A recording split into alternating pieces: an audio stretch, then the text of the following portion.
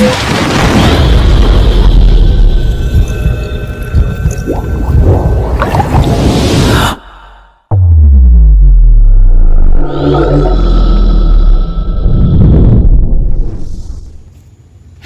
Assalamualaikum warahmatullahi wabarakatuh.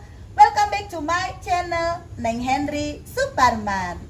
Oke, dalam video pembelajaran kali ini kita akan belajar materi recount text untuk jenis autobiography text. Sebelumnya, pernahkah kamu membuat autobiography text? Sulit nggak ya? Oke, kalau kamu masih belum dapat menulis autobiografi teks dengan baik dan benar, mungkin karena kamu belum tahu teknik yang tepat untuk menuliskannya. Kalau begitu, stay tune on this channel ya. Check it out.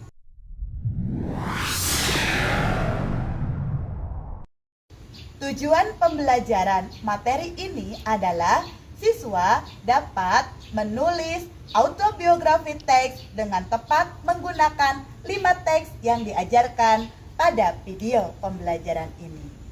Penasaran? Yuk kita mulai. Oke, sebelumnya kita perlu mengetahui terlebih dahulu apa definisi dari autobiografi. Autobiografi terdiri dari 3 kata: auto, bio, and grab. Auto means auto, sendiri, self. Bio means life, hidup, kehidupan. Grab berasal dari graphing, artinya writing atau menulis. Jadi autobiografi adalah auto, bio, and grab. Oke? Jelasnya, autobiografi teks adalah jenis teks yang menceritakan kehidupan seseorang atau riwayat hidup seseorang dari lahir sampai saat ini ditulis oleh orang itu sendiri. Perbedaannya dengan biography text adalah autobiography is written by himself, sementara biography text is written by another person atau orang lain. Sampai sini semoga kalian paham perbedaan antara autobiografi dengan biografi. Autobiografi adalah cerita yang ditulis oleh orang tersebut, oleh pelaku hidup itu sendiri, sementara biografi adalah cerita hidup dia yang ditulis oleh orang lain. Oke, next kita lanjut ya pembahasan masuk ke text structure. Dalam text structure autobiografi, kalian perlu memperhatikan 3 bagian yang harus ada dalam autobiografi teks. Yang pertama, setup. Kedua, complication atau crisis. Yang ketiga, resolution. Pada bagian setup ini, kalian perlu memperkenalkan diri kalian terlebih dahulu. Ceritakan pula tentang latar belakang kehidupan kalian saat masih kecil misalnya, lalu masuk ke riwayat pendidikan kalian, sampai pada titik di mana kalian merasa cerita mengenai pendahuluan tentang diri kalian itu sudah cukup. Pada bagian complication atau crisis, kalian perlu menceritakan titik di mana kalian mencapai suatu prestasi misalnya. Lalu di saat itu kalian menemukan masalah atau menemukan titik balik yang membuat kalian mendapatkan pencerahan tentang sesuatu. Kalian bisa menceritakannya dengan menggunakan WH question. Nah, di sini kalian perlu mengembangkan hal itu menjadi sesuatu yang menarik. Kalian bisa melibatkan orang-orang yang ada di sekitar kalian ketika peristiwa itu terjadi. Pada bagian resolution, karena ini adalah autobiografi yang menceritakan tentang kehidupan diri kalian sendiri, maka bagian ini berisi tentang harapan, impian yang ingin kalian capai dalam kehidupan ini di masa yang akan datang. Oke? Pada bagian language elements atau unsur kebahasaan, seperti halnya jenis teks lainnya dalam bahasa Inggris, kalian perlu mengetahui language elements apa saja yang harus digunakan untuk menulis autobiography text. Pertama, word class. Word class yang bisa kalian gunakan adalah adjective, adverbs, Adverb di sini bisa bermacam-macam ya. Ada adverb of place, adverb of time, adverb of manner, and so on. Juga ada verb. Verb di sini terkait dengan penggunaan tenses. Karena ini autobiografi, di mana kalian menceritakan dari awal sekali kalian ada di sini, ada di dunia ini, maksudnya sampai kalian menjalani kehidupan kalian masa anak-anak, masa remaja, seperti itu, otomatis kita menggunakan tenses past tense atau tenses yang digunakan untuk menceritakan masa lampau.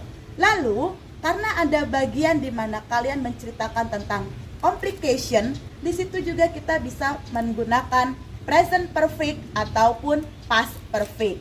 Bahkan untuk bagian setup, karena di situ kita menceritakan tentang impian dan harapan yang ingin kita capai dalam kehidupan kita di masa yang akan datang, maka kita pun bisa menggunakan future tense. Kalian bisa menggunakan will maupun be going to. Jadi, semua tenses yang telah kalian pelajari baik saat di SMP maupun materi sebelum materi recount text diberikan, bisa kalian gunakan dengan tepat. Selain word class tadi, kita juga perlu menggunakan punctuation mark. Mengapa begitu? Karena dalam tulisan, dalam teks, punctuation mark ini berfungsi sangat vital sekali. Kita harus memberikan stressing di mana kalimat itu harus ditutup, di mana kalimat itu masih berlangsung. Jadi, kalian harus menggunakan full stop, koma, termasuk juga tanda seru ataupun exclamation.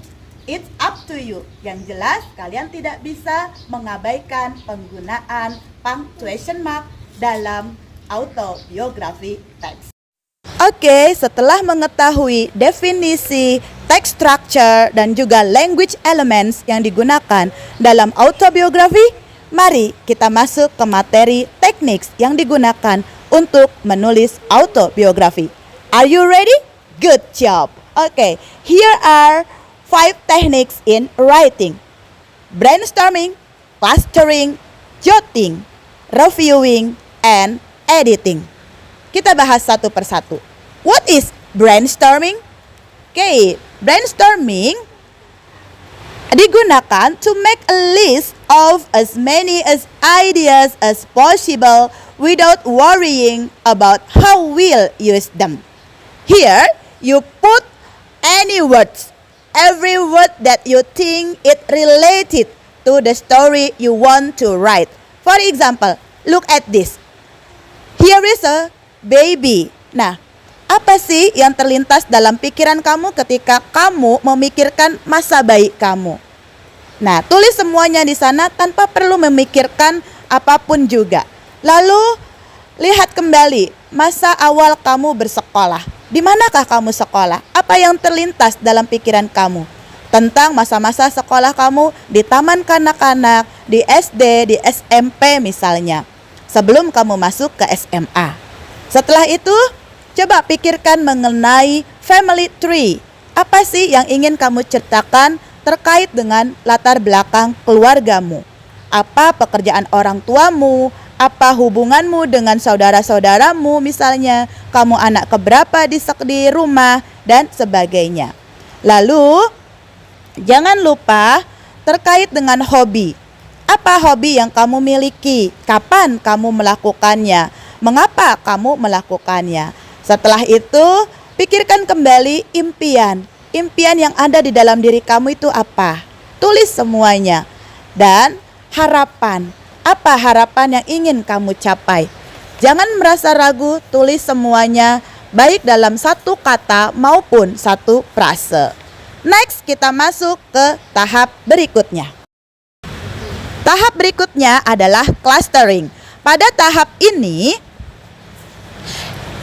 kita hanya perlu to write down any association you have to the word. Tulis semua hal yang berhubungan dengan kata yang telah kamu tulis pada bagian brainstorming. Bila perlu, kamu bisa menyertakan a brief explanation according to the word. Tapi kalau kamu merasa kesulitan, ya sudah, Abaikan saja tentang penjelasan singkat tadi. Tuliskan saja, kelompokkan saja kira-kira kata-kata itu masuk ke dalam adjektif kah, nama tempat kah, keterangan waktu, atau mungkin hal-hal lainnya. Lanjut ke tahap berikutnya. Tahap ketiga adalah jotting. Di sini setelah menyelesaikan tahap clustering, kamu perlu menulis dengan sebebas-bebasnya terkait dengan kata-kata yang telah kamu kelompokkan pada bagian clustering. Ini adalah a rough draft. Jadi draft kasar. Kamu tidak perlu memikirkan apakah tulisan kamu benar atau salah. Jangan menggunakan punctuation mark apapun di sana. Tulis aja seperti halnya seekor babi sedang mengamuk gitu. Tulis saja tanpa perlu memikirkan benar dan salahnya. Next, kita masuk ke tahap berikutnya. Tahap berikutnya adalah reviewing. Apa sih reviewing? Reviewing adalah tahapan di mana kita perlu membaca kembali tulisan yang telah kita tulis pada bagian jotting. Di sini kita perlu melakukan critical evaluation.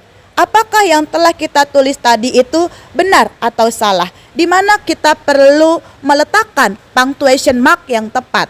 Misalnya, baca lagi dari awal sampai akhir, susun kembali semua kalimat-kalimat acak tadi.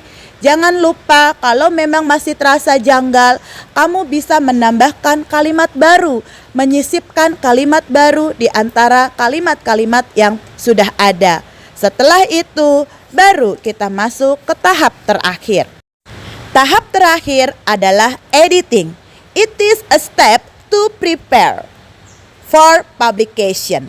Artinya, naskah yang kamu edit ini hasil akhirnya adalah naskah yang sudah siap dikumpulkan kepada gurumu di kelas.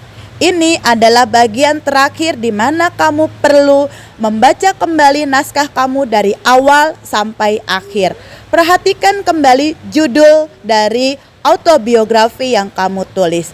Perhatikan paragraf awalnya. Apakah sesuai dengan strukturnya?